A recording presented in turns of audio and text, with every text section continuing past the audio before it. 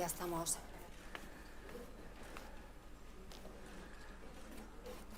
Tú nos vas diciendo, ¿no, Rosa? Sí, sí, sí, porque además cuando...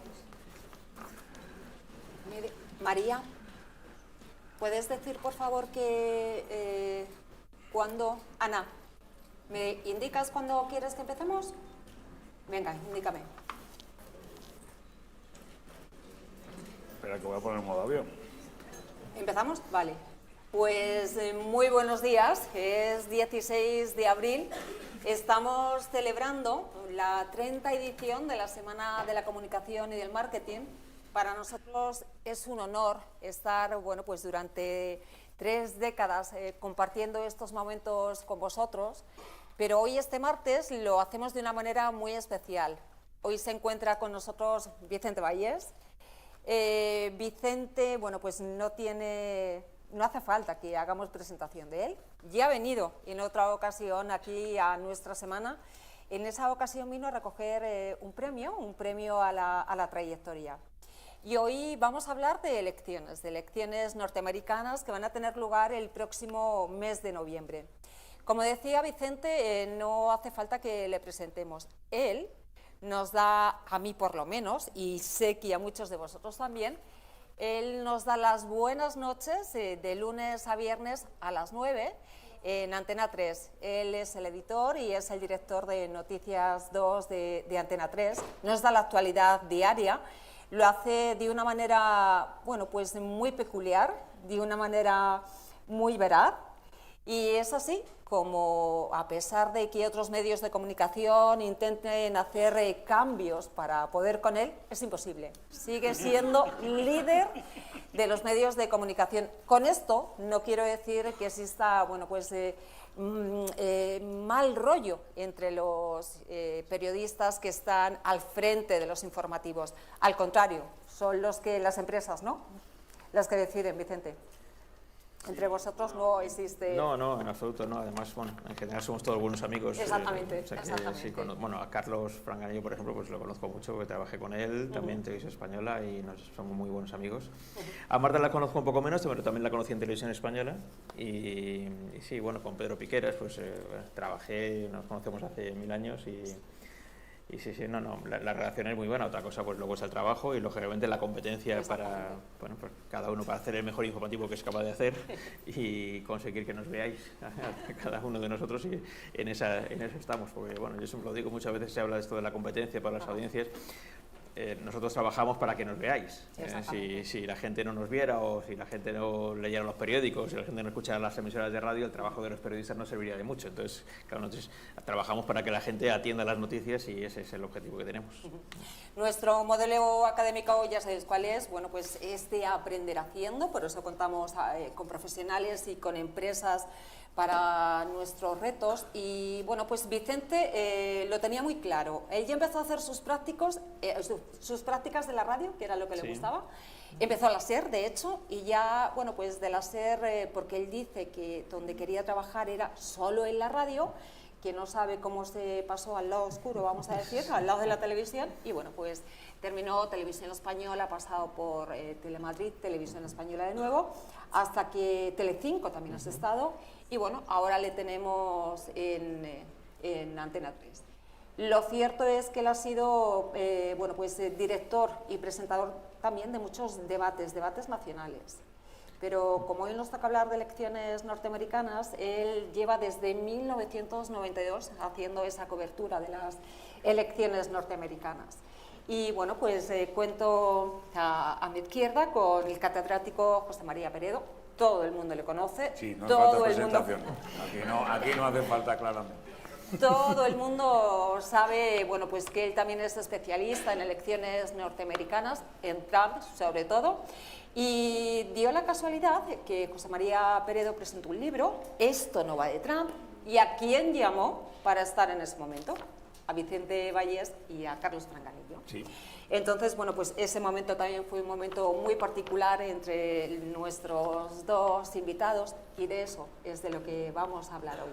Vamos a comenzar hablando, bueno, pues tú publicaste Esto no va de Trump en el... ¿Qué año sería? 2010.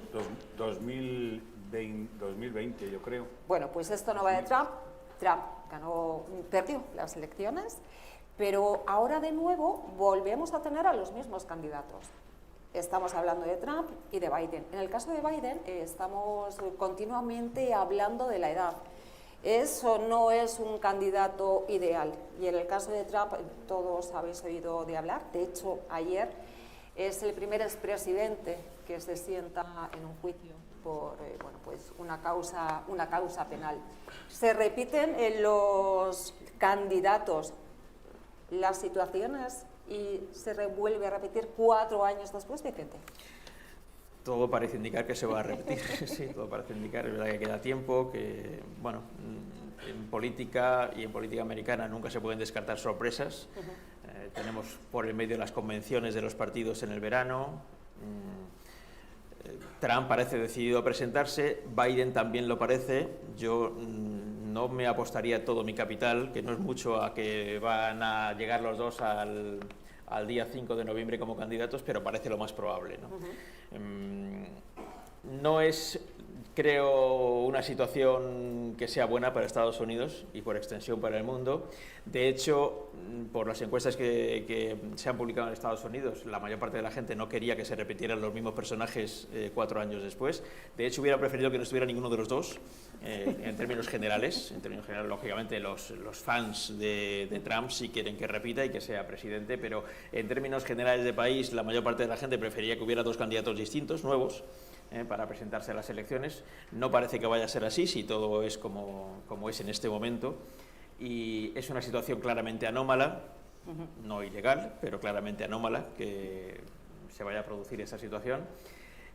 Y creo que no es el escenario ideal para Estados Unidos. No es el escenario que seguramente mejor se va a poder analizar desde fuera de Estados Unidos.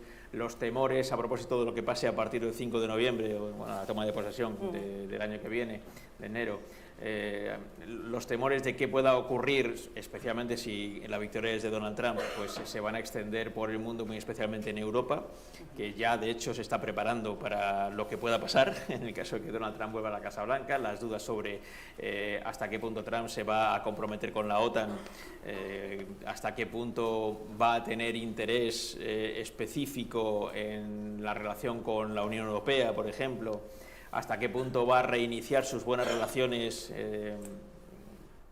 calificadas incluso como traicioneras por parte de algunos americanos, con Donald Trump, con Vladimir Putin, que las tuvo cuando era presidente.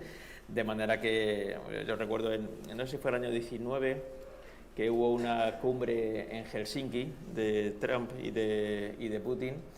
Ese mismo día o unas horas antes se había publicado en Estados Unidos un informe de la CIA en el que la CIA aseguraba que se había producido interferencia de Rusia en la campaña electoral del año 16. Dieron una rueda de prensa conjunta, Putin y Trump. Le preguntaron a Trump por ese informe de la CIA y dijo: no, yo le acabo de preguntar a Putin por esto, él me dice que no y yo creo lo que me dice Putin. No creo lo que me dice la CIA, sino me creo lo que me dice Putin, ¿no? Entonces, el entonces ya fallecido senador John McCain, que fue candidato a la presidencia en el año 2008 contra Obama, un patriota, un héroe de guerra, dijo que había sido un ejercicio de traición por parte de Donald Trump esas declaraciones que hizo en Helsinki. Bueno, no podemos descartar que ese modelo de presidente se repita a partir de noviembre, aunque yo creo que no son tantas las posibilidades que tiene Trump. Las tiene, pero creo que no son tantas. Un momentito antes de contestar, bueno, todos estáis viendo en la pantalla una serie de imágenes. En el libro de Esto no va de Trump, nuestra compañera Begoña Moreno, que me imagino que estará por ahí sentada, hizo las ilustraciones de ese libro. Begoña, enhorabuena. En esta ocasión, para esta charla, José María Peredo, Chema, también le ha pedido que los alumnos de Begoña Moreno realicen estas ilustraciones que estáis viendo. Son unas ilustraciones que han hecho a través de inteligencia artificial. Entonces, bueno, pues muchísimas gracias, porque la verdad que es que los carteles no tienen desperdicio. Ahora sí, seguimos. Muy bien. Bueno, ni que decir tiene que en el libro de Esto no va de Trump tenía muchísimo más interés las ilustraciones de Begoña Moreno que los artículos que escribí yo, desde luego. Y bueno, por cierto, esto ha sido pues también una iniciativa para intentar estudiar de manera transversal algunos temas durante este curso, y hemos escogido las elecciones americanas, Vicente, para hacer también algún tipo de creatividades y trabajos con estudiantes de otras titulaciones. Bueno, lo primero, que es un privilegio extraordinario para mí poder estar sentado aquí hablando con Vicente Vallés, nada menos, sobre elecciones en Estados Unidos. Muchísimas gracias por venir. Bueno, yo creo que la primera cuestión es que, coincidiendo con todo lo que dice Vicente Vallés, es que el fenómeno Donald Trump, que era un fenómeno, eso que se decía, disruptivo completamente en el año 16, ¿no? Bueno, ha aparecido Donald Trump y tal, y este es un outsider, y entonces llega a la política y no sé si va a conseguir hacer algo, no, partía como favorito pero no quedaba claro, después en el año 2016, y ese fenómeno disruptivo ya se ha convertido en un fenómeno habitual. Ya no es disruptivo Donald Trump, eso es lo primero, es que ya está instalado en la sociedad norteamericana, está instalado en el Partido Republicano, o sea, las primarias en el Partido Republicano ha arrasado. Había dos candidatos de cierto, vamos a decir, nivel, ¿no? Por lo menos los más, Haley y DeSantis, los más fuertes, vamos a decir, en lo que era el establishment, de alguna manera, del Partido Republicano, y sin embargo no ha habido opción, porque el trumpismo está instalado ahí en la derecha o en distintos sectores del republicanismo, del Partido Republicano. Esa es la primera cuestión. La segunda cuestión que yo destacaría es, y coincidiendo con Vicente Vallés, es que si se produce finalmente, que también tengo alguna duda sobre que se vaya a producir, por la edad de Biden y por los procesos judiciales que están en curso. Hoy abren los periódicos y los informativos, también en España, sobre el juicio que está teniendo Donald Trump en Nueva York en este momento, y todavía le quedan muchos procesos, ¿no? Por tanto, hay que verlo, ¿no? Si se produjera, si se produce finalmente ese enfrentamiento. Pero si se produjera, también hay que tener en cuenta lo que ha señalado Vicente. En las elecciones de 2020 se movilizó al electorado como nunca. Creo recordar que 71 millones de votantes para cada uno de los dos, ¿no? Creo recordar que fueron los... Y yo no sé si la capacidad de movilización en este momento es tanta, ¿no? Sería tanta. Por tanto, pues eso a lo mejor puede también tener una consecuencia importante. Teniendo en cuenta una pregunta que le voy a hacer, aprovecho, por favor, a Vicente Vallés, y es que mi percepción de estas elecciones presidenciales es que son de un, ¿cómo se dice, no? Nivel, han bajado el nivel informativo y de propaganda, lógicamente, porque no hay confrontación entre candidatos, en primer lugar, pero yo diría que se ha buscado, ¿cómo se dice, no? Bajarlo o sea, que no vaya en el nivel más alto de intensidad y de información y de contacto, de diplomacia pública, por ejemplo, de las embajadas, que expliquen cómo son las elecciones, el proceso electoral. Yo creo que eso ha bajado un poco, y entonces eso también creo que va a tener consecuencias en el electorado, que está menos movilizado a lo mejor. No sé cuál es tu impresión. Claro, lo que pasa es que todavía estamos lejos. Todavía estamos lejos. Yo creo que una vez que pasen las convenciones, ya a partir del mes de septiembre, principios de septiembre, esto va a ganar velocidad, con mucha seguridad. Tú lo decías antes de la movilización del electorado en las elecciones del año 2020, y en efecto eso es exactamente lo que ocurrió. ¿Qué pasa? Donald Trump, iba a decir que ganó las elecciones de 2016, no es correcto. Donald Trump ganó el poder en 2016 porque perdió las elecciones por 3 millones de votos, que es una barbaridad de votos para haber ganado el poder, pero así ocurrió. Perdió por 3 millones de votos. ¿Qué ocurrió en el año 2016? En 2016 Hillary Clinton no ganó el poder, sí ganó las elecciones, pero no ganó el poder porque la extrema izquierda del Partido Demócrata odiaba a Hillary Clinton, a los Clinton, como paquete político, porque los consideraban el brazo armado de Wall Street. Entonces, no querían mancharse las manos votando a Hillary Clinton, ni taparse la nariz para votar a Hillary Clinton, y como daban por hecho que Donald Trump no podía ganar las elecciones, se sentían liberados. No hace falta ir a votar a Hillary Clinton para salvar al país y evitar que gobierne Donald Trump. Se equivocaron gravemente. En 2020, aprendida la lección y vacunados de lo que había ocurrido en 2016, se movilizó todo el mundo que no quería a Trump en la Casa Blanca. También se movilizó todo el mundo que quería a Donald Trump en la Casa Blanca, porque de hecho Donald Trump consiguió más votos que ningún presidente victorioso anterior, siendo perdedor de las elecciones. Pero Biden todavía consiguió más. Yo siempre digo que si el Partido Demócrata hubiera puesto una cabra de candidato, hubiera ganado la cabra, para evitar que gobernara Donald Trump. Sí, hubo una movilización nacional para que Trump no repitiera en la Casa Blanca, igual que la hubo también para que se mantuviera, pero no fue suficiente para él y sí lo fue para Joe Biden.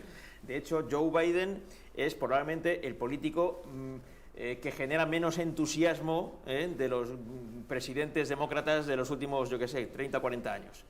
Pero tenía la característica de que era él el único que podía evitar que Donald Trump fuera presidente, y lo evitó, no ya digo por su carisma y por el entusiasmo que generara, sino por el entusiasmo que generaba la posibilidad de echar a Donald Trump de la Casa Blanca, no de él como presidente. De hecho, llevaba 40 años intentando ser presidente y no había conseguido pasar nunca las primarias. Y bueno, esta vez lo consiguió, no sé muy bien por qué, pero lo consiguió. Y al final fue presidente. Ahora se va a producir una movilización parecida. Yo creo que cuando nos acerquemos a noviembre es posible que sí se llegue a producir una movilización parecida, porque Donald Trump va a conseguir movilizar a millones de americanos que son realmente hooligans suyos, y que han conseguido secuestrar al Partido Republicano. El Grand Old Party de toda la vida ha dejado de ser eso, ahora es un partido trumpista puramente. Ni siquiera yo iba a decir la extrema derecha, ¿no? El trumpismo, eso es lo que ha secuestrado al partido.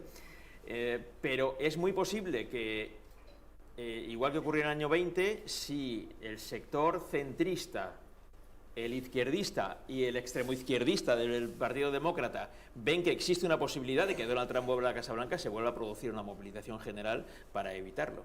Entonces, podemos estar, ahora parece que no, que está todo un poco en una nebulosa y que no hay ese espíritu de movilización, pero yo no descarto que eso se pueda producir conforme nos acerquemos a la fecha, si finalmente se da este escenario un poco marciano de que tanto Trump como Biden vuelvan a ser los candidatos en 2024. Este escenario marciano, como señalas, ¿se ha producido en otras ocasiones? Es decir, el tener a los mismos candidatos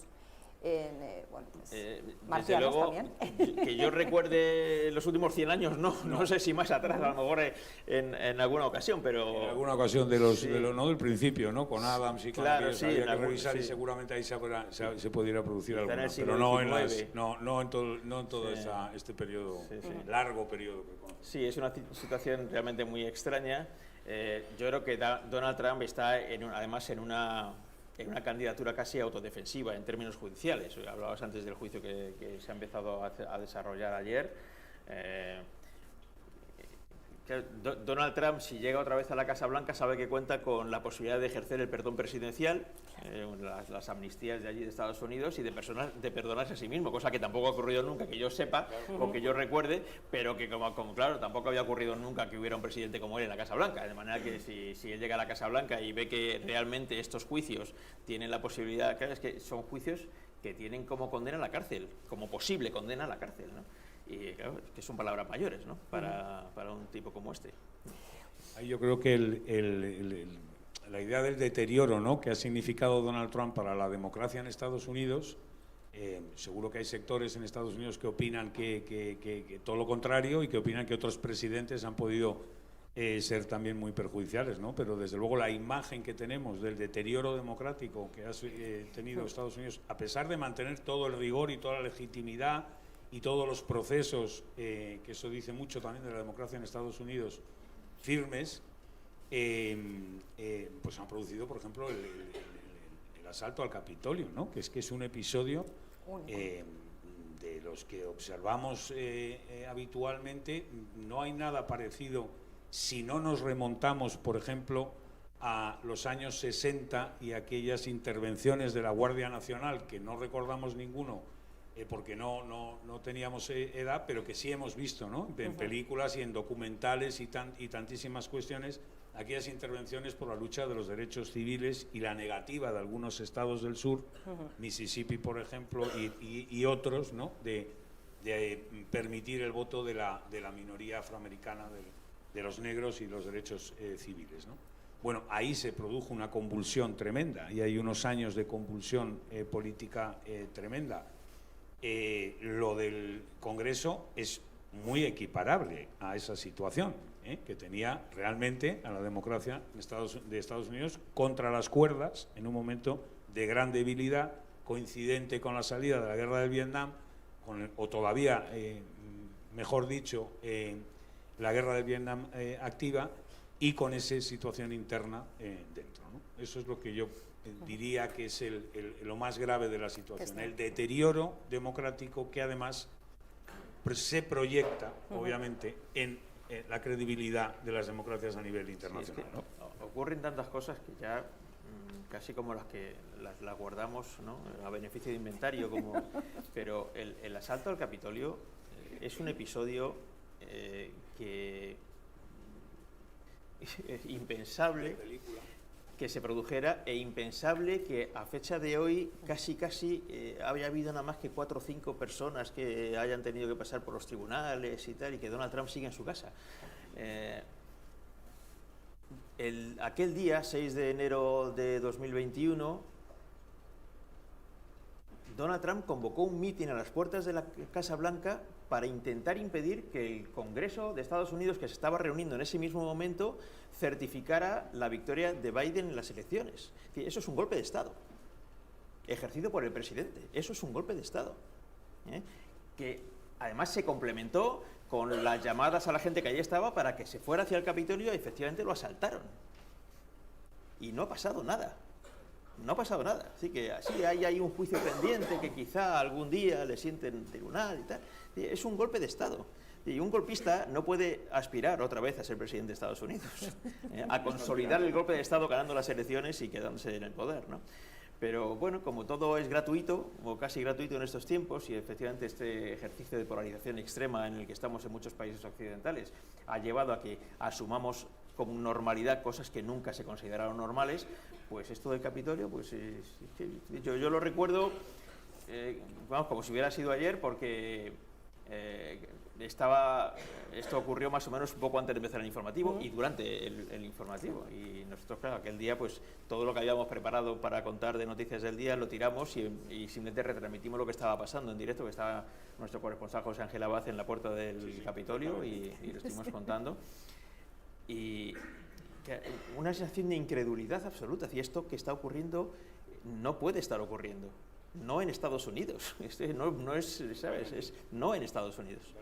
De quienes conocemos un poco aquel país y hemos estado allí y hemos sentido envidia por un sistema democrático tan consolidado de un país que ha sido democrático desde el primer día de su nacimiento hasta hoy ininterrumpidamente, con transferencias de poder de un presidente a otro pacíficas, con una guerra civil precisamente para evitar que se rompiera esa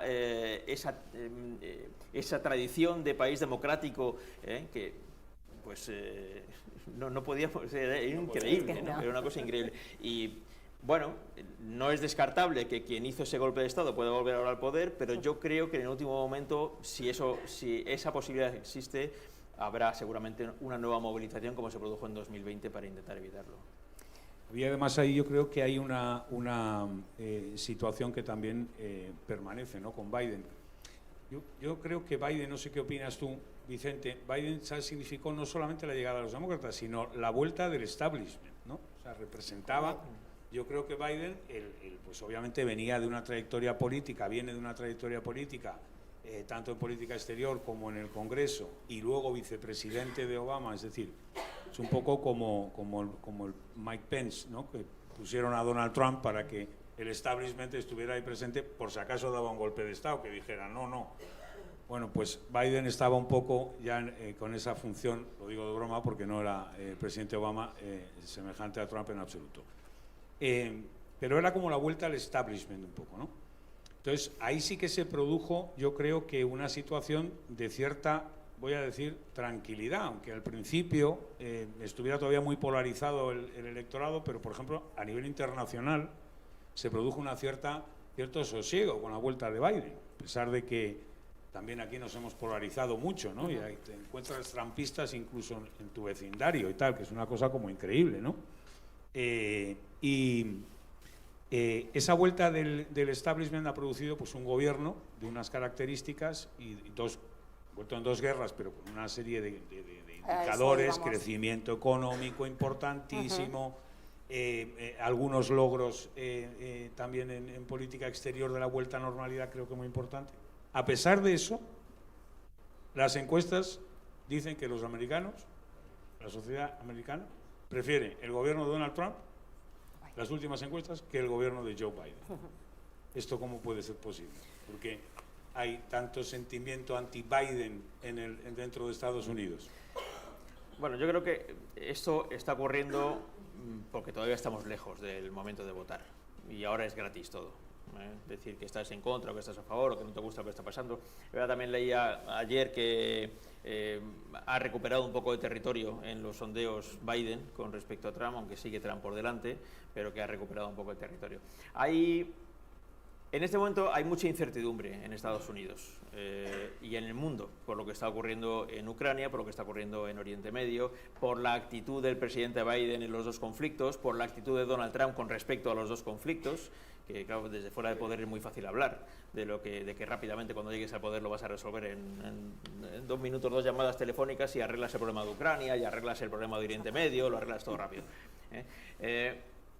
Es verdad que juega a favor de Biden que la situación económica ha mejorado bastante en Estados Unidos. Los datos económicos, los macroeconómicos son bastante buenos. Tiene un problema, un hándicap, que es la inflación, no tanto porque esté muy alta la inflación general, sino porque los precios de los productos básicos de la cesta de la compra sí que están más elevados y hay una cierta sensación en el país de que la economía no está tan bien por eso, porque los datos de paro son inexistentes prácticamente, hay un paro técnico y en general los datos económicos son buenos. Pero yo creo que la situación todavía está fría.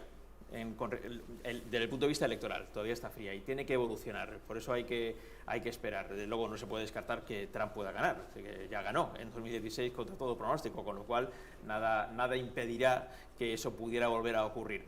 Pero ya digo, yo creo que está todavía la situación fría, se tiene que calentar electoralmente pues cuando llegue el verano, sean las convenciones y ya la cercanía con la fecha de las elecciones ponga todo esto a hervir, ¿no? Y a partir de ahí yo creo que sí los sondeos ya serán un poco más fieles a lo que pudiera llegar a ocurrir.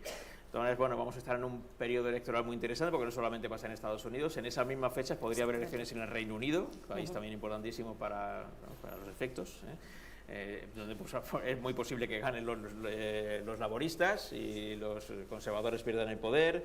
En fin, que vamos a entrar a final de año en un proceso electoral continuado. Yo no sé si lo que pasará aquí, ahora tenemos 3 elecciones seguidas, lo que puede pasar después del verano también aquí, quién sabe. Con lo cual, yo creo que, ya digo, se tiene que calentar el ambiente electoral para que veamos realmente por dónde pueden ir las cosas, sí. Vamos a esperar después del verano porque sí que te queremos hacer una pregunta, pero será ya al final una pregunta a nivel nacional, porque tú dices lo que puede ocurrir en nuestro país ya después del verano, pero vamos a suponer bueno, pues que Trump gana las elecciones en noviembre, bueno, pues tenemos nuevo presidente. Con Biden hemos visto 2 conflictos muy importantes que están ocurriendo en este momento. Hablamos de Ucrania y hablamos de Israel. ¿Qué ocurriría? Porque Biden está apoyando. Si Trump bueno, pues es el líder y gana las elecciones, parece que todo este orden internacional también va a haber movimientos. Desde luego, si todo es como parece, Donald Trump, desde luego, no creo que esté en las mismas tesis de Biden a la hora de apoyar con todo lo que puede a Ucrania, por ejemplo, ¿no? De hecho, está teniendo problemas con el Congreso porque no consigue que le aprueben los republicanos los presupuestos de ayuda militar a Ucrania.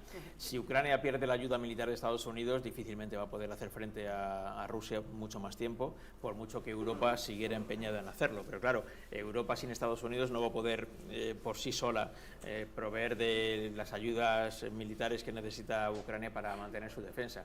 De manera que ese escenario se puede dar, Claro, Trump dice, yo cuando llegue voy a poder acabar con estos problemas rápidamente. Bueno, claro, si tú le das la razón a Putin, rápidamente acabas con el problema. Si dices, no, tiene razón, quédese usted con la mitad de Ucrania y luego, bueno, pues bien, acabas. Si el objetivo es terminar con el conflicto armado, da igual cuál sea el resultado de ese conflicto armado, sea justo o no sea justo se ajusta la forma en la que consigues la paz, pues a lo mejor lo consigue. Bueno, se lleva muy bien con Putin, lo cual habla muy mal de ambos, pero la situación podría darse así, pero claro, se va muy bien con el dictador de Corea del Norte. Pues claro, si te quieres llevar bien con un tipo como ese, pues bien, llévate bien con él, ¿eh? La situación no va a ser tan fácil como se pinta para él, en el caso de que él llegue a la presidencia, ¿no? No va a ser tan fácil como él la pinta. Pero sí va, indudablemente. Lo que sí va a tener es un efecto en la campaña, yo creo, ¿no? Por las dos guerras, ahí va a tener un efecto importante sobre la valoración que se hagan sobre esas guerras. Hay que decir que siempre en las elecciones norteamericanas, de una u otra manera, Estados Unidos está presente como primera potencia, pues en determinados conflictos o despliegues, ¿no? Es decir, las últimas elecciones o muchas de las últimas elecciones, desde luego en el siglo XXI, pues estaba desplegado en Irak, estaba desplegado en Afganistán y hemos vivido la retirada de Afganistán nada más llegar Biden. O sea que no es algo ajeno a la sociedad de Estados Unidos el hecho de que esté su país participando de alguna manera, en este caso apoyando dos conflictos, vamos a decir, ¿no? Pero yo creo que la política exterior sí que va a tener más protagonismo. Se suele interpretar que no es lo principal a la hora de decidir el voto y que los norteamericanos, aunque habla mucho de política exterior, ¿no? Los grandes periódicos abren por política exterior, sin embargo después votan mucho más con las cuestiones domésticas, ¿no? En este caso yo creo que va a ser quizá un poco distinto, ¿no? Sí, porque es que, por ejemplo, el gasto en ayuda militar a Ucrania es un problema de política interior también. Claro. Entonces, claro, si tú dedicas una cantidad enorme de dinero a ayudar a Ucrania sin que se vea el final de ese conflicto, sí, porque dice, bueno, mira, esto si ponemos tanto dinero en ayuda, en 6 meses esto se ha arreglado, pero es que no hay nada que se parezca a eso. Así que no se ve el final de este conflicto, con lo cual no se ve tampoco el final del gasto en ayuda militar por parte de los países occidentales, empezando por Estados Unidos. Esa parte, ciertamente, es de ayuda para Donald Trump. Que pueda decir, mire, no podemos estar gastando este dinero del contribuyente americano eternamente sin saber qué va a pasar, si Ucrania está en condiciones o no de ganar esta guerra y de recuperar el territorio que le han quitado, ¿no? Esa parte vendida así es muy fácil. Claro, tú luego tienes que pensar, si es que se quiere pensar a más largo plazo, en decir, ¿cómo puede Occidente aceptar un escenario en el que alguien como Putin, por sí y ante sí, le roba parte de su territorio a un país vecino? Vale, ¿lo siguiente qué va a ser? El siguiente país vecino. Claro, lo siguiente qué va a ser. Entonces, claro, si tú aceptas que te da igual que sea lo siguiente, pues entonces es muy fácil. Cortamos la ayuda económica y militar a Ucrania y resolvemos este conflicto dándole la razón a Putin. ¿Que usted quiere quedarse con Ucrania? Quédese con Ucrania. Pero claro, no sé si eso es lo que se debe hacer en el mundo civilizado, ¿no? Que un vecino le robe su territorio al vecino de al lado, ¿no? Entonces, y que nos quedemos todos tan tranquilos. Claro, y además teniendo en cuenta que Donald Trump es, aunque ya yo creo que también hay una una continuidad en esa exigencia a los socios de la Organización Atlántica de que aumentemos el gasto, no es algo que se ha inventado Donald Trump, eso viene de... Claro, viene para empezar de Obama. De Obama, para empezar, que fue el primero que lo dijo, sí, que había sí. Que... Bueno, con otras formas. Con otras formas, pero ya nos pidió, ¿no? Más compromiso. Claro. ¿No? Pero claro, lo que sí se ha significado mucho Donald Trump es en que parece uno de los paladines de desarmar el orden internacional. Es decir, ¿no? La OTAN, que es un pilar de ese orden liberal internacional, pues bueno, pues oiga, no, es que a lo mejor no es necesaria o hay que replanteársela. Y claro, eso produce una sensación de indefensión y de incertidumbre en los países europeos, en todos, también en el nuestro. Si no lo produce, lo debería de producir, porque ¿cuál es la alternativa que podemos plantear? Pues de momento ninguna, o a medio plazo ninguna. Entonces, yo creo que tiene mucha relevancia también esas elecciones desde el punto de vista de observarlas con mucha atención para ver las consecuencias que pueden tener. Sí, para Europa una nueva presidencia de Trump es catastrófico. es un escenario catastrófico. Pero es verdad que las posibilidades de que eso se produzca son reales. Ayer o antes de ayer, había un reportaje en el New York Times sobre Chris Sununu, que es el gobernador del estado de New Hampshire, que es republicano. Sununu ha sido uno de los grandes apoyos de Nikki Haley durante la campaña de las primarias. Y claro, una vez que sale derrotada Nikki Haley, han ido a reportajear a este hombre sobre cómo está la situación y tal, y todo su apoyo para Donald Trump. Pero ¿por qué se ha estado dando su apoyo a Nikki Haley y ha estado criticando durísimamente a Donald Trump durante toda la campaña de las primarias de Nikki Haley? Sí, pero yo quiero a un republicano en la Casa Blanca que cambie la cultura, culture change, que era el mensaje, el culture change, cambiar la cultura. Y un elemento fundamental que es el problema de la frontera, de la llegada masiva de inmigrantes. Claro, aquí hay una mentira enorme, porque en los 4 años que Donald Trump estuvo en la Casa Blanca no consiguió hacer ni una cuarta parte de lo que había prometido hacer cuando estaba en la campaña electoral. De hecho, el presidente que más inmigrantes ha deportado ha sido Barack Obama. No Donald Trump, Barack Obama. Pero la mentira se ha instalado, de que los demócratas no intentan poner freno a la llegada masiva de inmigrantes a través de la frontera sur. Y ahora pues sigue eso dando vueltas como si fuera una realidad, que Donald Trump ese problema lo va a arreglar. Donald Trump prometió el muro y nunca lo hizo. El muro lo hizo Clinton. Lo que hay de muro, que no es completo, lo que hay de muro lo empezó a construir Bill Clinton, un presidente demócrata. Además que la inmigración es otra gran falacia, porque Estados Unidos tiene una población de 350 millones, creo que se va aproximando ya, millones de habitantes, y una población joven, una población bien construida, muy equilibrada, gracias a la llegada de la inmigración, que por cierto se integra de manera muy, digamos, dinámica, armónica, favorable. Y no tiene, a pesar de eso, ni un 4% de paro. Es decir, llegan masivamente inmigrantes. O sea que yo creo que ese es otro de las cuestiones ahí también, pues que ha sido una cuestión hinchada en las elecciones, pero yo creo que has introducido un tema muy interesante, Vicente, que es el de las guerras culturales, ¿no?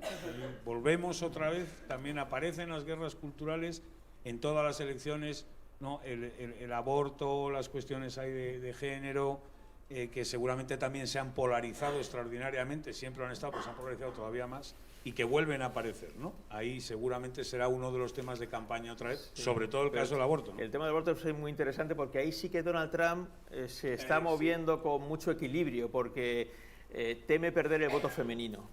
Hay un voto femenino muy importante que puede apoyarle, que ya de hecho lo hizo en el año 2016, a pesar de cosas como la del juicio que se está celebrando ahora, y ese tipo de comportamientos que tiene con las mujeres, pero tenía un voto femenino importante. Pero hay un sector incluso de mujeres votantes de Donald Trump que están a favor de que siga vigente el derecho al aborto en Estados Unidos, cuando ha habido ya una sentencia de la Corte Suprema que habilita a algunos estados para que tomen sus propias decisiones en contra de la legislación ya habitual. Pero él no se ha manifestado a favor de que haya una normativa nacional que prohíbe el aborto, sino que bueno, cada estado que decida lo que quiera decidir, como lavándose la mano. Esto no es asunto, no debe ser un asunto federal, sino un asunto de cada una de los estados, ¿no? Y ahí está intentando navegar porque sabe que hay un sector femenino que podría perder en las votaciones. Estamos viendo, bueno, pues estas imágenes y claro, en esta campaña, ¿qué importancia va a tener la inteligencia artificial? Pues va a ser interesante verlo, porque es verdad que en la campaña del año 16 fue muy importante la injerencia rusa a través de redes sociales y demás, pero todavía no existía como ahora la inteligencia artificial, y seguramente va a ser algo a vigilar, qué tipo de elementos van a poder utilizar quienes quieran interferir en esas elecciones para ayudar a Donald Trump en este caso. Ya alguna cosa se ha publicado sobre algún intento de alguien en China de manejarse con esto, porque ya no solo hay que poner el foco en Rusia, sino que, bueno, de hecho en Estados Unidos donde realmente ponen el foco a larguísimo plazo es en China, no tanto en Rusia, es en el corto plazo de resolver el problema que hay ahora con Ucrania, pero en el largo plazo están pensando sobre todo en China, ¿no? que es el rival, de hecho, económico, militar, que tiene la gran superpotencia que es Estados Unidos. ¿Y cómo os estáis preparando vosotros ya, como medio de comunicación? Con respecto a estas informaciones que puedan llegar, bueno, pues... Sí, bueno, desde hace ya mucho tiempo, ya años, todos los medios de comunicación han establecido filtros para que no se nos cuelen noticias falsas o casi las peores, que son las medias verdades, porque parecen de verdad y las falsas son más fáciles, las falsas por completo son más fáciles de detectar que las que son medias verdades, ¿no? Esto se ha reducido casi a la mínima expresión, así que está todo bastante controlado. Por demás, es verdad que los periodistas tenemos ya un poco el colmillo retorcido y cualquier cosa que de repente resulta muy llamativa también te hace saltar las alarmas, y rápidamente, oye, esto hay que revisarlo bien, porque no está muy claro si esto es verdad o no es verdad. Demasiado llamativo para que sea cierto, ¿no? A veces es verdad y es cierto, pero muchas veces no lo es y lo podemos frenar a tiempo. Yo creo que lo que ocurrió con la interferencia rusa en las elecciones de 2016 fue algo inesperado. Lo que pueda ocurrir ahora, estamos todos con las defensas levantadas, ¿no? Y preparados para que pudiera ocurrir algo, con lo cual creo que no será tan fácil. Pero es verdad que hay un sector de la población que está dispuesto a creerse cualquier cosa que le suene bien a sus oídos. Entonces, si esto me suena bien, ni siquiera me voy a preocupar por ver si es mentira. Simplemente suena bien, para adelante, ¿no? Entonces, bueno, eso va a ser muy difícil de evitar. Teniendo en cuenta, además, fíjate, Rosa, efectivamente, que en el 2008 fue la campaña de Obama que se fundamentó muchísimo en redes sociales y fue totalmente novedosa, disruptiva, todo, el fundraising, la manera de captar fondos, de comunicarse con... Los microapoyos estos de $5. Exacto. Antes, claro, estaba todo el mundo pendiente de qué empresas iban a poner millones en las campañas. Ahí, no, ponga usted $5. Y elige y apoya a su presidente. Fueron redes sociales y luego en 2016 fue mucho el dato, ¿no? También y el papel de Facebook, por ejemplo, y otras redes, ¿no? Probablemente, tal y como señalas, efectivamente la inteligencia artificial o alguna nueva, avance tecnológico o intentos que nos van a sorprender. De desinformar tecnológicamente, por supuesto, aparecerá. Hoy mismo, esta mañana, veía una información en la BBC que un hacker ruso que creo que estaba en la embajada rusa en Australia, había hecho circular un tuit de un tuitero desconocido diciendo que el atacante que el otro día apuñaló a varias personas en un centro comercial en Sydney era judío, y daba un nombre incluso. Por eso ni era judío ni se llamaba así. Pero consiguió que circulara. Claro.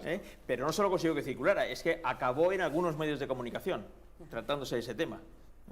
Con lo cual sigue existiendo esa posibilidad porque hay gente que está encantada de ver, leer o escuchar algo que suena bien a sus oídos o que le va bien a sus ojos. Ahí esta noticia me gusta, da igual si es cierta o no, me gusta y la difundo. Y entonces empieza a difundirse y sigue pasando. Es decir, ya no hay que ir a la inteligencia artificial, que es una cosa todavía más moderna, sino que todavía con este método que ya podemos considerar casi antiguo de utilizar las redes sociales para difundir falsedades, pues en algunos casos sigue funcionando. Exactamente, ¿no? Una mentira repetida, ¿no? Al final se convierte en verdad.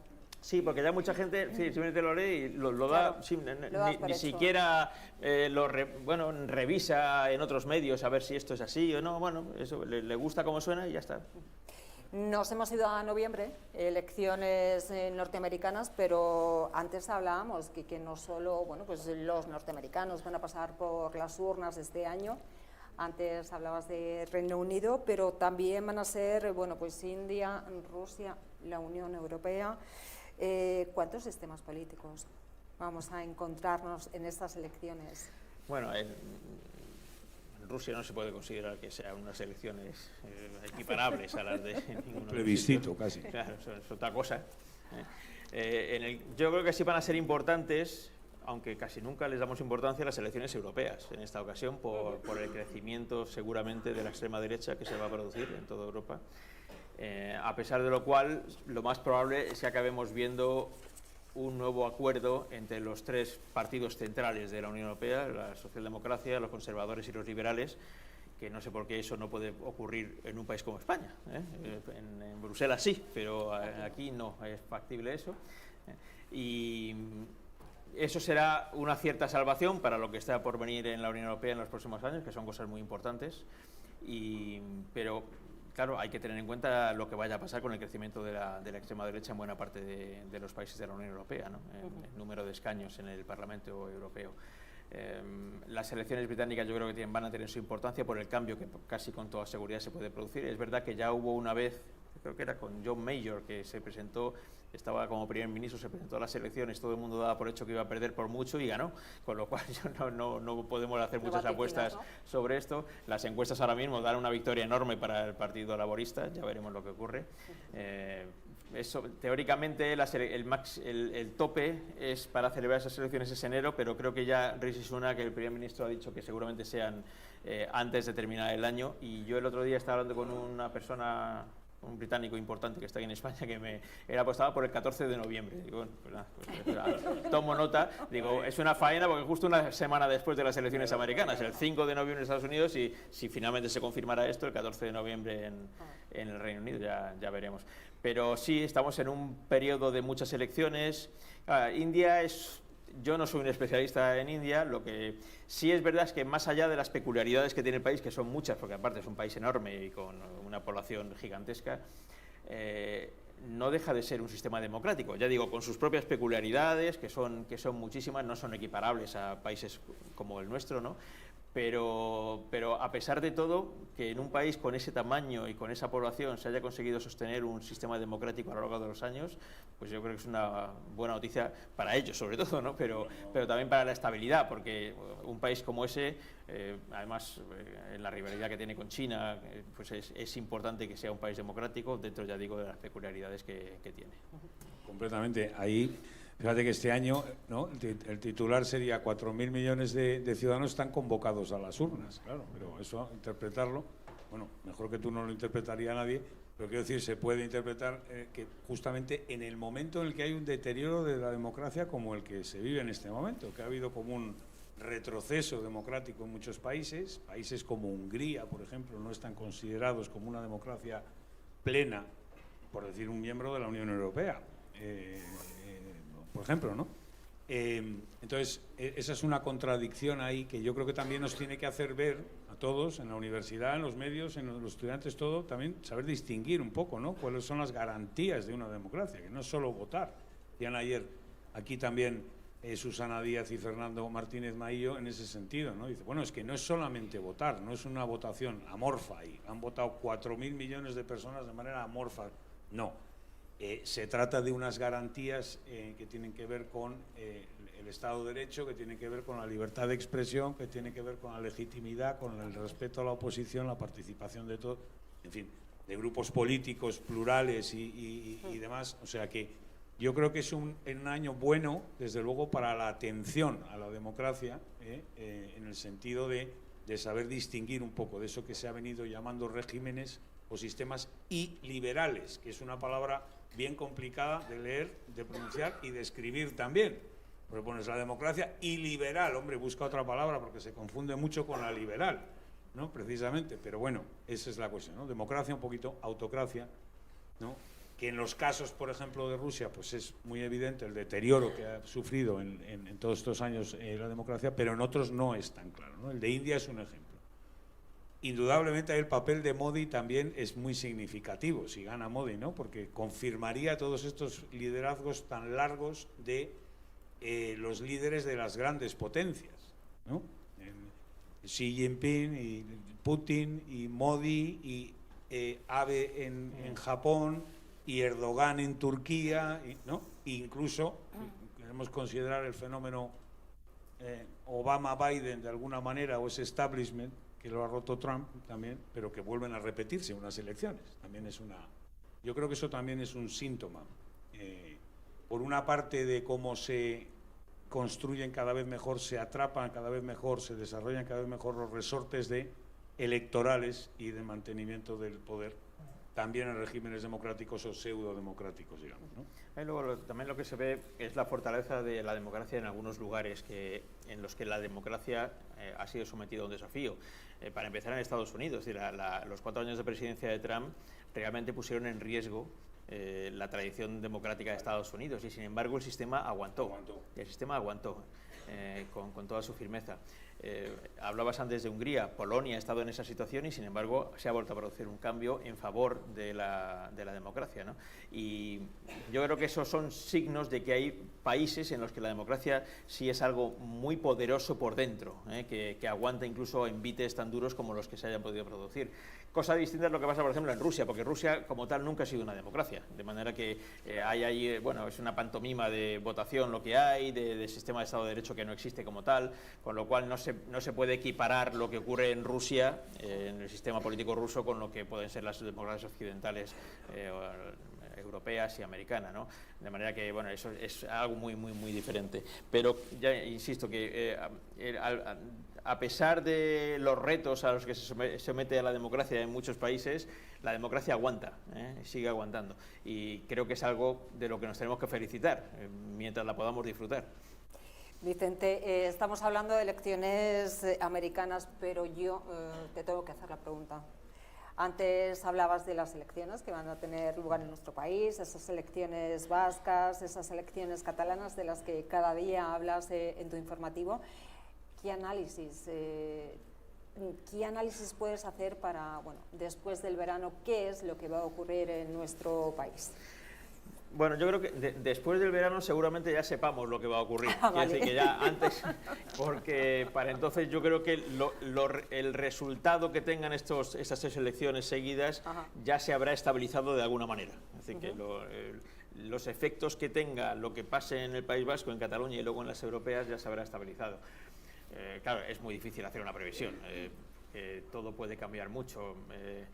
En el País Vasco, por ejemplo, este próximo domingo, no va a ser igual si gana Bildu que si gana el PNV, aunque ninguno de los dos va a conseguir mayoría absoluta para gobernar en solitario, pero no va a ser lo mismo. Desde luego, si gana Bildu, el escenario es extraordinariamente incómodo para el Partido Socialista, extraordinariamente incómodo, porque lo que ocurra en el País Vasco puede tener un efecto en la legislatura nacional, pero luego vienen las catalanas y estamos en la misma situación. En la que, bueno, ya se verá qué es lo que ocurre, si hay una victoria de las posturas independentistas o no la hay, digo, en términos de tener una mayoría absoluta en el Parlamento de Cataluña. Si la suma de los partidos independentistas tiene mayoría absoluta, pues es un escenario complejo, pero es que si eso no ocurre también va a ser muy complejo. O sea, en el caso de que parece que puede ser el más votado, Salvador Illa, los pactos que ahí se puedan dar para ver quién gobierna van a ser muy complejos. No se descarta incluso que se pudieran llegar a repetir las elecciones, cosa que en el País Vasco no puede ocurrir porque el sistema legal es diferente. En el País Vasco la normativa funciona como la de los ayuntamientos, es decir, no se puede producir un bloqueo. Si no hay mayoría absoluta de nadie y hay una mayoría alternativa a la del partido ganador, pues eligen a un presidente, un lehendakari y ya está. Pero si no hay un acuerdo por ninguna de las partes, no se bloquea y se repiten elecciones, sino que el lehendakari es el candidato del partido más votado, igual que pasa con los ayuntamientos. En los ayuntamientos pasa lo mismo. Si no hay una mayoría alternativa al candidato más votado, el alcalde es el del partido más votado. Pero eso no ocurre en Cataluña. En Cataluña puede ocurrir lo que pasa en la legislatura nacional, que si no hay un acuerdo y no se puede investir a un presidente, pues al final hay que repetir las elecciones. Ese escenario no se puede descartar. Pero bueno, ya hemos escuchado algunas advertencias, repetidas además por parte de Puigdemont, de que si Salvador Illa se deja apoyar por el Partido Popular para ser el presidente de la Generalitat, pues ellos dejarán de apoyar a Pedro Sánchez en Madrid. Lo que no necesariamente significa que Pedro Sánchez vaya a convocar elecciones. Significará que se quedará sin mayoría en el Parlamento, pero todo puede ser. Sí, que no, yo no descarto que eso le haga seguir sin presupuestos, sin mayoría, sin nada y pueda continuar. Luego ya llegarán las europeas y, bueno, las europeas en términos nacionales, ya más allá de lo que ocurre en el conjunto de la Unión Europea, en términos nacionales las europeas son siempre un sondeo de cómo está la situación política en el país.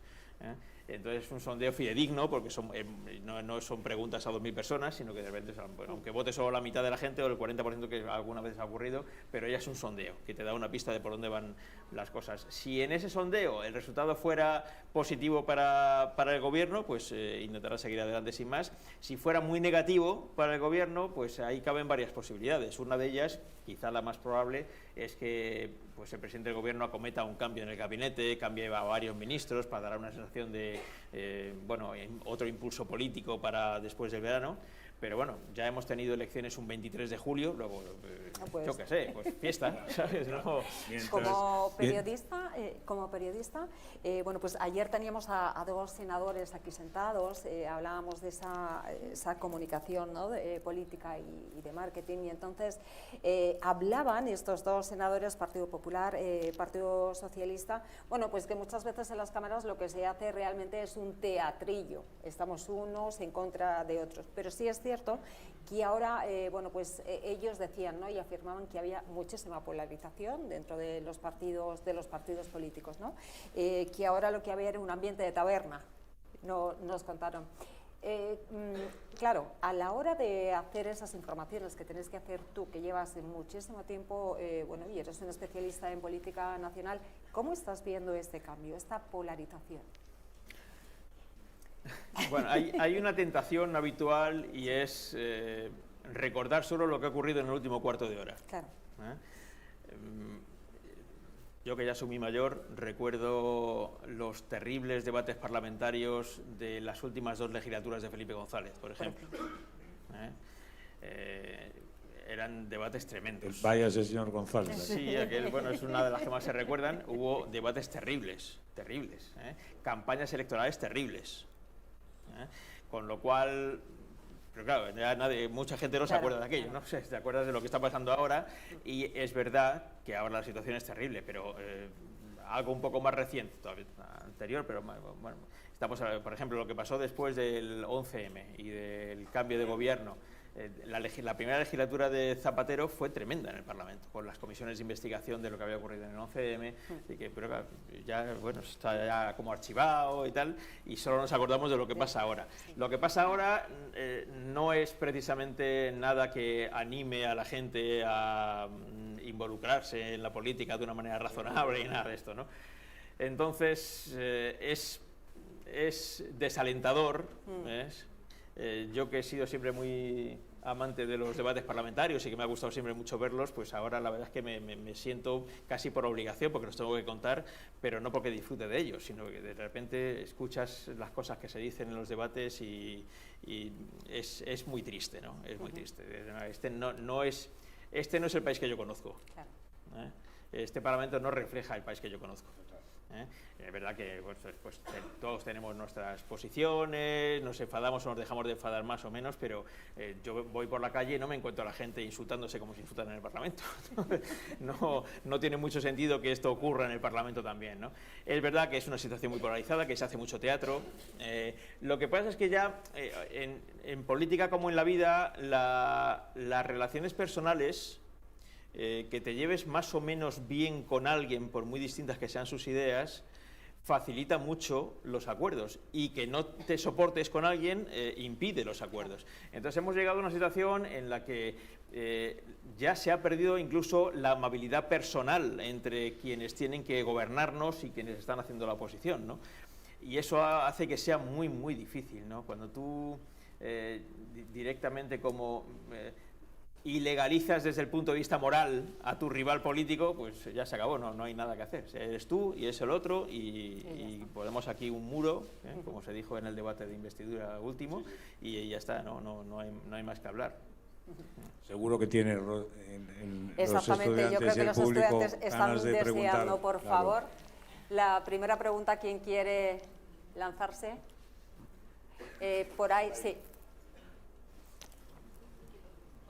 Buenos días. Quisiera volver un poquito a las elecciones norteamericanas, Vicente, porque me quedé con esa frase que dijiste de que el Partido Demócrata nunca creyó que iba a ganar Trump en el 2016. no fue solamente el Partido Demócrata, la prensa influyente tampoco lo creía, y recuerdo ese análisis que hizo el New York Times diciendo mea culpa, y se dieron cuenta que su redacción no tenía ni periodistas del Medio Oeste, ni tenía periodistas con sensibilidad cristiana, no sabían lo que estaba pasando en la base de Trump. Mi pregunta es, ¿qué aprendió la industria, qué aprendieron los medios de esa elección de Trump y qué están haciendo distintos ahora en esta elección? Bueno, yo creo que lo que están haciendo distinto ahora es que se creen que Trump puede ganar, cosa que no se creía en 2016. Yo recuerdo a principios de 2016, cuando estaba arrancando la campaña y todavía no estaba claro que Trump iba a ser el ganador de las primarias republicanas, hubo un columnista del Washington Post que dijo, si Trump gana, no dijo las elecciones, sino si Trump gana las primarias, me comeré este artículo, y efectivamente lo tuvo que hacer. Cuando ganó, lo hizo en público, cortó el artículo y se lo comió. Aquello es cierto, que hubo un error, pero yo soy comprensivo con aquel error, por algo que he dicho antes. Era muy difícil que un sondeo, de los muchos que se hicieron en aquella época, hubiera podido detectar que un candidato con 3 millones de votos menos que su rival iba a conseguir ganar el colegio electoral, que es lo que al final da la presidencia de Estados Unidos. Era muy difícil de detectar. La última vez que un presidente que un candidato había sido elegido presidente con menos votos que su rival, que el perdedor, había sido en el año 2000, cuando Al Gore ganó por medio millón de votos, y sin embargo la presidencia se la llevó George Bush. Pero medio millón de votos, te puede llevar a hacer que el sondeo está muy igualado, y tú puedes decir puede ganar uno u otro, pero 3 millones de votos son muchos votos de diferencia. ¿Qué ocurrió? Pues claro, al final el resultado se decidió en 6-7 estados, con una diferencia en cada uno de ellos de 10.000 votos arriba, 10.000 votos abajo, 20.000 votos arriba, 20.000 votos abajo. Eso es muy, muy difícil de detectar, incluso para las empresas tan entrenadas en este ejercicio que hay en Estados Unidos, de hacer encuestas por estados y llevarlo, muy, muy, muy ajustado, ¿no? Es muy difícil de detectar eso, muy, muy difícil. Creo que a eso, que es, digamos, la parte más científica, se une la otra parte, que es la parte de más emocional, de primero que el establishment dijo, vemos a Trump y Trump no puede ganar, sencillamente no puede ganar, y como no puede ganar, yo doy por hecho que no va a ganar. ¿Qué es lo que le pasó al establishment? Y lo que digo que le pasó en torno a 2 millones de ciudadanos de la extrema izquierda del Partido Demócrata, que, como antes contaba, odiaban a Hillary Clinton, no querían votarla, solo la hubieran votado si hubieran creído que Trump iba a ganar, pero como creían que Trump no iba a ganar, pues no querían ensuciarse las manos votando a Hillary Clinton. Y esto fue lo que ocurrió. En circunstancias normales, Trump nunca hubiera ganado las elecciones en Estados Unidos en el año 16, pero las circunstancias no fueron normales. Pasaron muchas cosas que no pasan nunca, y entonces se juntaron los planetas, se alinearon los planetas y ganó. Él era el primero que no creía que iba a ganar. Solo hay que ver la imagen, rememorarla o buscarla, la imagen de Donald Trump la noche de las elecciones, cuando aparece por primera vez después de que se sabe que ha ganado. Solo hay que ver la cara que tenía. Y bueno, él mismo no lo sabía. Incluso el discurso, fíjate, de toma de posesión. Estaba todavía ahí, que no era consciente, o consciente sí, pero de lo que se le venía. ¿Más preguntas? Sí. Buenos días, soy Juan River de Periodismo y quería preguntarle si cree que debería haber un límite de edad para poder presentarse a las elecciones. Bueno, hay un límite de edad por abajo. Si no recuerdo mal, la Constitución de Estados Unidos establece que no se puede ser candidato con menos de 35 años, me parece que es el límite de edad por abajo. Por arriba es muy difícil de establecer, yo creo, un límite de edad. Es muy difícil. Creo que por abajo también lo es, porque, bueno, ¿por qué alguien con 34 no y alguien con 35 sí? Pues no lo sé. En algún sitio han decidido poner la raya, el límite, y lo han hecho así. No creo que se pueda hacer algo así, como poner un límite de edad. No creo. Es curioso, sin embargo, que sí haya una limitación de mandatos, así que no puedes ser presidente más de 2 mandatos seguidos, y sin embargo sí puedas ser presidente si sales de la Casa Blanca y vuelves 4 años después. yo creo que eso tiene todavía menos sentido. Es decir, o das libertad para que alguien se pueda presentar todas las veces que quiera, o si estableces un límite, que sea un límite definitivo. Es decir, el que sale de la Casa Blanca ya no puede volver a la Casa Blanca, ¿no? Pero no existe tal cosa. Yo creo que es complicado establecer ese tipo de límites. Tiene más que ver, yo creo, pues con una percepción que se pueda tener de si esta persona está en condiciones o no está en condiciones de gobernar. Lo que pasa es que eso no solamente tiene que ver con la edad. Yo creo que tiene que ver con otras cosas que no son necesariamente la edad, que son casi más peligrosas, mucho más peligrosas que la edad. En la edad. Claro, me permito intervenir también para comentar una cuestión, y es que la Constitución prevé que para sustituir al presidente de manera inmediata entra el vicepresidente. Por tanto, esa edad lo que te debería de llevar es a llevar un vicepresidente no blando o débil o de segunda, sino un vicepresidente fuerte para que esté preparado o preparada para sustituir al presidente, que es lo que yo diría que debería de hacer Biden. No sé si Kamala Harris es sencillamente, no porque vaya a tener, porque oiga, pues mire usted, me retiro porque no me encuentro en condiciones o lo que sea. Bueno, pues entra el vicepresidente. Pues bueno, vuelve Kamala Harris, en principio, que tampoco ha tenido excesivo apoyo y éxito como vicepresidenta, ¿no? Sí, esta parte es interesante. También es interesante saber a quién va a elegir Donald Trump como su ticket electoral, ¿no? Como su candidato a la vicepresidencia de Estados Unidos. Es interesante porque sí, efectivamente, siendo alguien tan mayor como Joe Biden, que solo tiene unos pocos años más que Donald Trump. Es que... Yo ayer viendo Está mejor Trump, ¿eh? Sí, pero ayer, si os fijáis bien, yo ayer vi las imágenes cuando entró en el juzgado este de Nueva York y no tenía muy buen aspecto Donald Trump, ¿eh? No tenía muy buen aspecto. No sé si era por la cuestión del juicio, que podría ser, pero no tenía muy buen aspecto. Pero el tema de la vicepresidencia es interesante. Hay una frase, si alguien ha visto la película Todos los hombres del presidente, del caso Watergate, en el que hablan de la traducción al castellano, no sé, en el doblaje que hicieron al castellano, utilizan una palabra que en aquella época se utilizaba mucho, que era, decían, esto, el momio de la vicepresidencia. La vicepresidencia es la nada en Estados Unidos. El único trabajo que tiene el vicepresidente o vicepresidenta es esperar a que se muera el presidente. Es el único trabajo que tiene, es estar sentado en su despacho esperando a ver si al presidente le da algo, y entonces para sustituirlo. Pero claro, eso en principio es un trabajo que no tiene mayor relevancia, porque esas cosas no suelen ocurrir a menudo, pero que si ocurren, entonces de repente se convierte en un trabajo muy importante, porque te conviertes en presidente de Estados Unidos.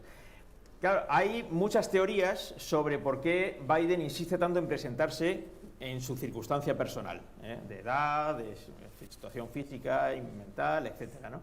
Entonces, no se sabe muy bien si es por su propia cabezonería, de que yo quiero llegar y volver a ser presidente y ganar a Trump y no sé qué, o porque políticamente no han encontrado a nadie que pueda tener las mismas perspectivas de victoria que las que pueda tener Joe Biden, cosa que es posible. Yo tengo algunos amigos, claro, quien vive allí lo ve más directamente, tengo algunos amigos con los que hablo periódicamente de esto y les sigo preguntando, ¿y por qué se presenta Joe Biden? ¿No? Y dicen, no, es que en el Partido Demócrata siguen pensando que es que no hay nadie en este momento, que él ya lo demostró hace 4 años y que no hay nadie que pueda asegurarnos lo mismo para 2024. Pero luego está esa parte de la vicepresidencia. Porque, claro, podría haber una tesis que se pueda defender de, bueno, Biden lo que quiere es ganar las elecciones y al cabo a lo mejor de un año retirarse y dejar la presidencia a su vicepresidenta o vicepresidente, ¿no? Y entonces piensas, Kamala Harris es la persona. Todos pensábamos que Kamala Harris había sido elegida precisamente por si a Biden pues, le ocurría algo durante este mandato y no podía seguir siendo presidente, ¿no? Pero no le han dado ninguna relevancia y entonces yo ahí tengo mis dudas sobre por qué. Y no he conseguido resolverlas en estos casi 4 años de mandato. No sé si la estaban protegiendo para que no fuera el centro de críticas, de manera que no pudieran quitarle la posibilidad de acabar siendo presidenta. No sé si es que no vale, que se equivocaron y creyeron que iba a ser alguien que pudiera tener una cierta preponderancia política y no dado de sí, porque luego, claro, quien ocupa la vicepresidencia tiene el trabajo que el presidente quiere darle, que puede ser mucho, poco o nada. ¿Cómo se llama el vicepresidente Bush durante la guerra de Irak. Cheney, ¿no? Cheney. Bush decidió darle a Cheney, bueno, le dio una vicepresidencia plenipotenciaria, lo gobernaba todo. Otros vicepresidentes pues han pasado por allí como el que oye llover, es decir, que no estaban allí como si... Entonces, y está pasando eso con Kamala Harris, que nadie sabe muy bien qué hace, ¿no? Y no sé cuál será el plan de Biden, si será mantenerla como su ticket o no. En principio parece que sí, pero además se produciría, en ese caso, hipotético política ficción, la entrada de la primera mujer presidenta de Estados Unidos a partir de esa... Sí, sí. Vía. También ha habido algunos, no rumores, pero algunas, en fin, algún comentario sobre la posibilidad de que Michelle Obama, ¿no?, diera un paso al frente y asumiera ahí el liderazgo del Partido Demócrata, que eso sería, que tiene una gran capacidad, según parece que es universalmente o mayoritariamente reconocido, y luego, pues, obviamente, el tirón político que mantiene todavía Obama. Como golpe de efecto, sí. Otra cosa es que el golpe de efecto ha pasado, fuera positivo claro. para el Partido Demócrata. Es muy difícil acertar con los candidatos presidenciales y también con los vicepresidenciales. Es muy difícil acertar.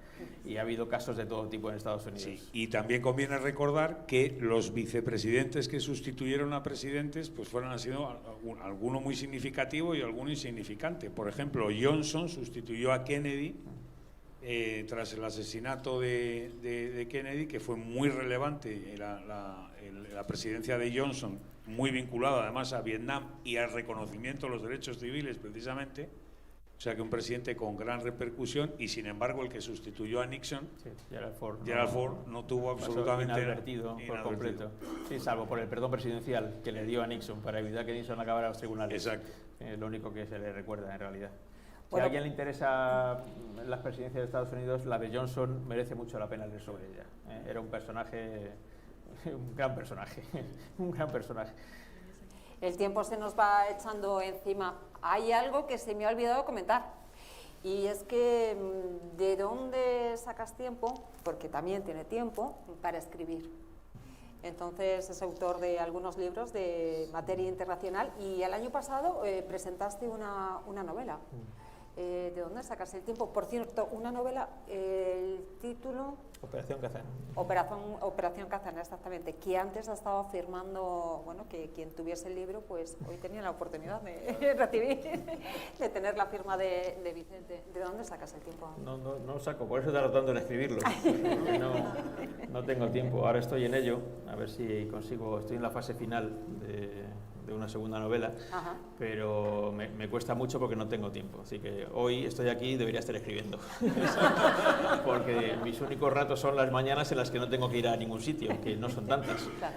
Si no es aquí, es a otros sitios, los compromisos que tengo de vez en cuando, pero las mañanas en las que no tengo que ir a ningún sitio, que además coincide que no hay debate parlamentario, ni nada especial que tenga que ver en casa, ni nada, pues entonces me siento y a lo mejor tengo 2 o 3 horas seguidas, que es muy poco tiempo, lo ideal. Así que yo disfruto mucho escribiendo porque me permite hacer una cosa distinta de lo que es el trabajo del día a día, escribir con calma, cosa que los periodistas nunca hacemos, escribimos pero sin calma ninguna, entonces me permite escribir con calma y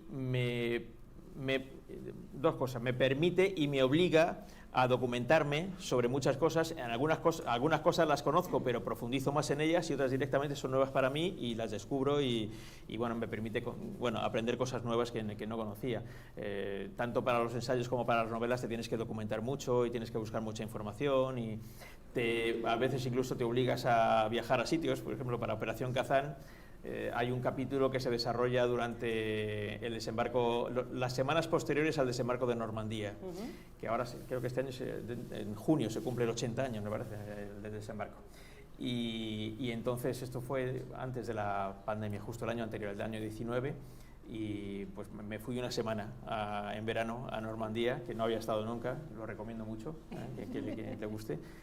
Para empezar, es una región preciosa para recorrerla, preciosa, pero además está llena de historia. En cada pequeño pueblito te cuentan la historia de un soldado británico que cayó aquí en paracaídas y que se quedó enganchado en aquel árbol y tal. En aquel sitio, no, en esta zanja se quedó un tanque alemán cuando estaba huyendo de los tanques americanos y tal. A cada paso te encuentras con algo de esto y es apasionante, aparte de ver las playas, que a mí me generó un impacto ver las playas del desembarco, porque llegas allí, era verano, llenas de gente tomando el sol.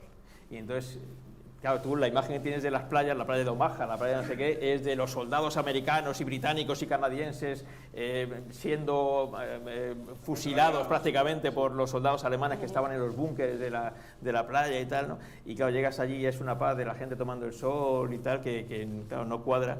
Y la verdad es que es un viaje apasionante. Y entonces, bueno, te permite hacer estas cosas, te documentas sobre cosas que no conoces, profundizas en otras que sí conocías, pero que, bueno, entras en más profundidades y luego disfrutas de escribir despacito, no con las prisas con las que escribes siempre cuando estás en la redacción. Pero ya digo, me gustaría tener más tiempo. Con 2 o 3 horas de vez en cuando vas muy lento, no consigues hilar las tramas que quieres hacer. Y, la semana pasada me pasó... la semana pasada volví a escribir algo después de un mes, porque por unas cosas o por otras no había podido escribir en un mes entero. Y claro, tuve que releer cosas que había escrito porque ya ni me acordaba del hilo que llevaba, ¿no? Y de hecho encontré, cuando son novelas de espías y tienen pues la trama típica de los espionajes y tal, de las novelas negras y esto, y lo fundamental es que no queden cabos sueltos en la historia, que cuando alguien lo lea diga, no, esto no cuadra con esto otro, ¿no? Bueno, pues encontré 2 cosas que no cuadraban y por suerte las encontré, porque si no, y ya las hice cuadrar un poco a martillazos, pero las hice cuadrar, ¿no? Pero bueno, lógicamente si te puedes disciplinar y escribir 6 horas diarias, pues entonces es una cosa que va más fluida y tal, y cuando tienes nada más que 3 horas de vez en cuando, pues es más complicado. Pues es un placer y bueno, hemos estado con Vicente Vallés esta mañana.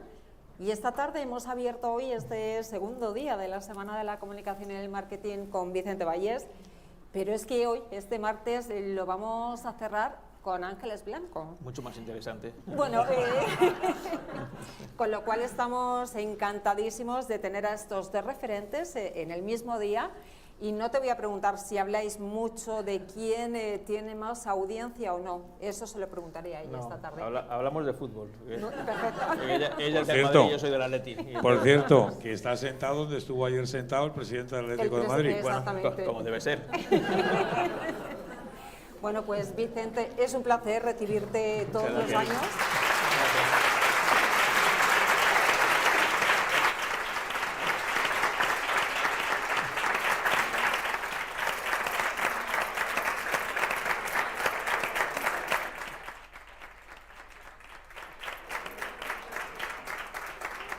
Y vamos a decir, a mí me gustaría decir que a ver si el próximo año vuelve, ¿vale? Porque aquí, claro, cada año le llamamos, entonces vete ya haciendo un día en la agenda para el próximo año. Muchas gracias. Muchísimas gracias.